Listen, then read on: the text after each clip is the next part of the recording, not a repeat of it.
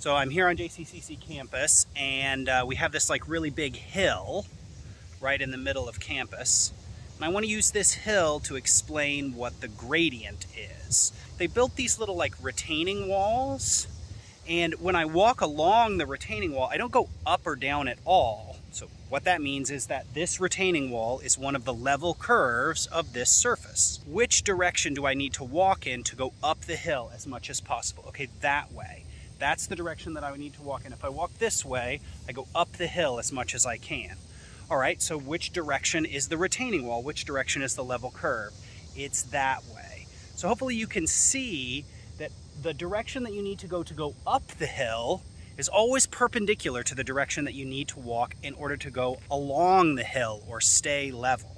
In fact, if I walk that way, I go up the hill as much as I can. And each little bit that I change the angle by, I'm walking less and less up the hill. If I walk this way, I'm going up a little bit, but not straight up the hill and not straight along the hill so that I stay level. So what that means is that the more parallel you are to the gradient, the larger the directional derivative, and the more perpendicular you are to the gradient, the smaller the directional derivative. So the directional derivative is a projection onto the gradient. So there's three important properties of the gradient. The first one is the gradient always points in the direction of greatest increase. So that's that way right there. That's the direction that I need to walk in to get to the top of the hill. The gradient is always perpendicular to any level curve. So that's that way. That's the direction that I need to go to walk across the hill. And the last one is directional derivatives are projections onto the gradient. The more in the same direction of the gradient you go, the larger the directional derivative. The more perpendicular to the gradient you go, the smaller the directional derivative.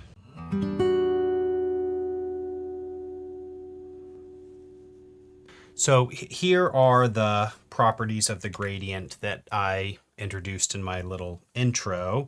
This is the definition of the gradient. You take the partial x derivative, you put it in the x coordinate, the partial y derivative, and you put it in the y coordinate. So in this setup I have here, I have a function of two variables, and I get a two-dimensional vector when I calculate the gradient. So the gradient is a vector that lives in the domain of the function.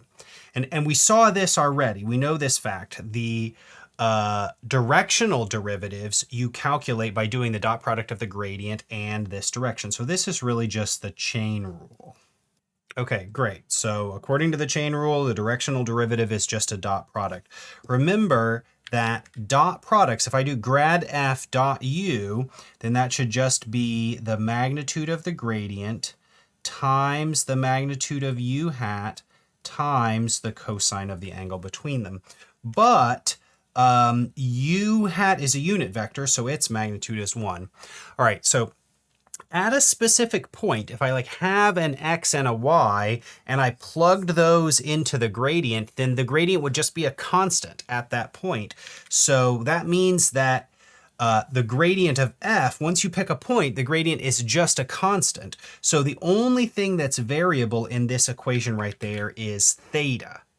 Okay, and that actually makes sense. That's what I was trying to explain in the little video where I was changing the angle that I pointed at. You know, when I'm pointing straight up the hill, that's as much up the hill as I can possibly go.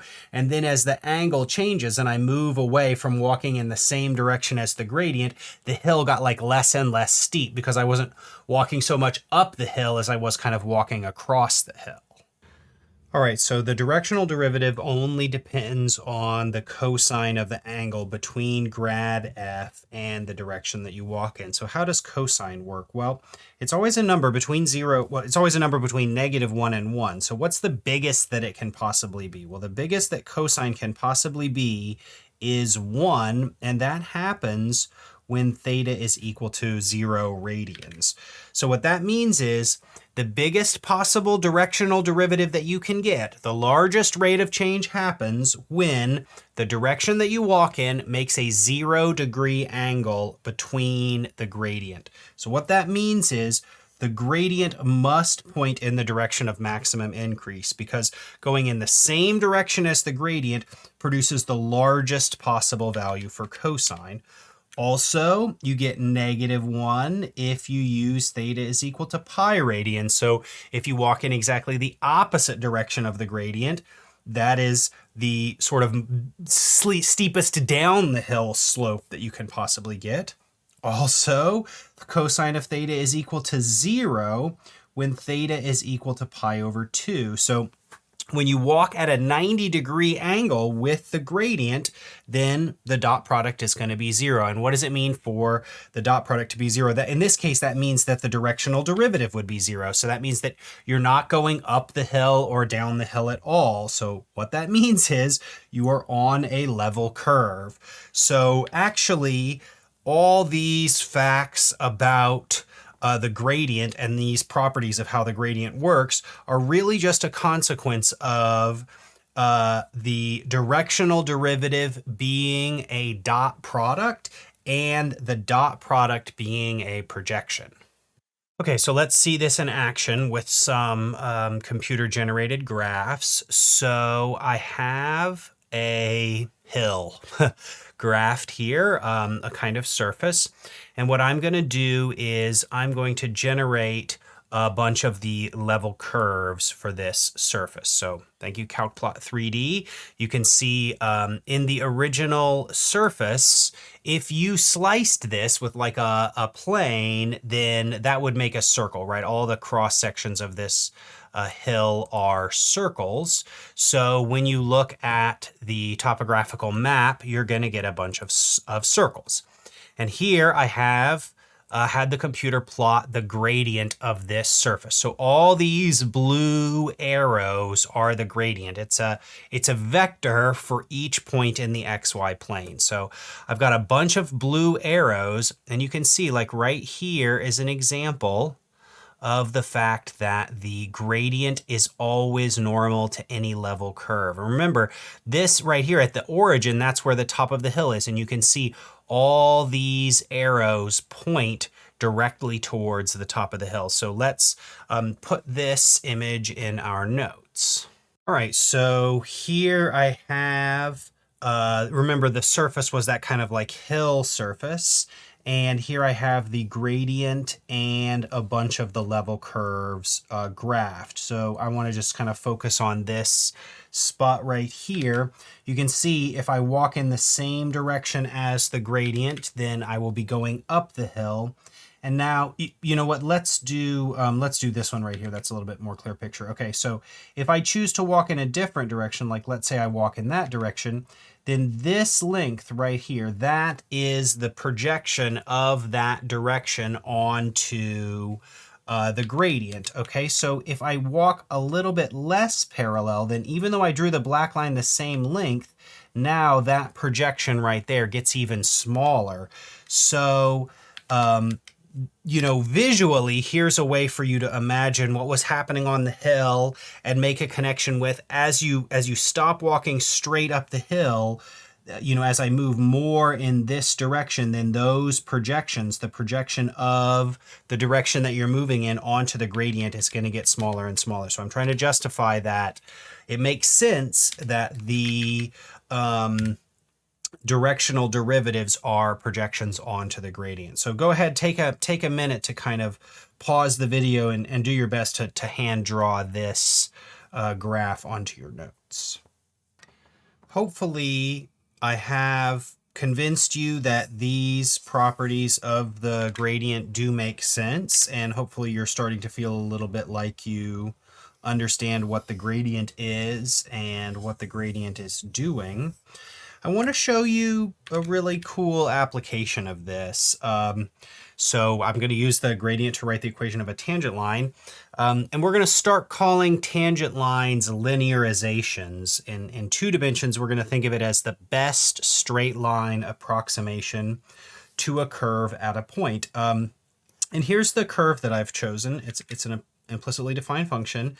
And just really fast, you know, this is a Calc 1 problem. You could do this using Calc 1 techniques, but if you tried, you'd end up with something like y is equal to plus or minus the square root of 9 minus x cubed, and this would be a little bit of a hassle to take this derivative. So I think you'll see if we do this using our new cool tool, the gradient, that it's going to be much easier. The real advantage of this method is it works even in higher dimensions. So I'm going to show you this trick now, how to find the equation of a tangent line in 2D, and actually using that to write the equation of a tangent plane, which is the goal of this content, is like just a trivial extension. It's just like literally just throw another letter in there, and there isn't anything else to do. So, all right, so here's the trick.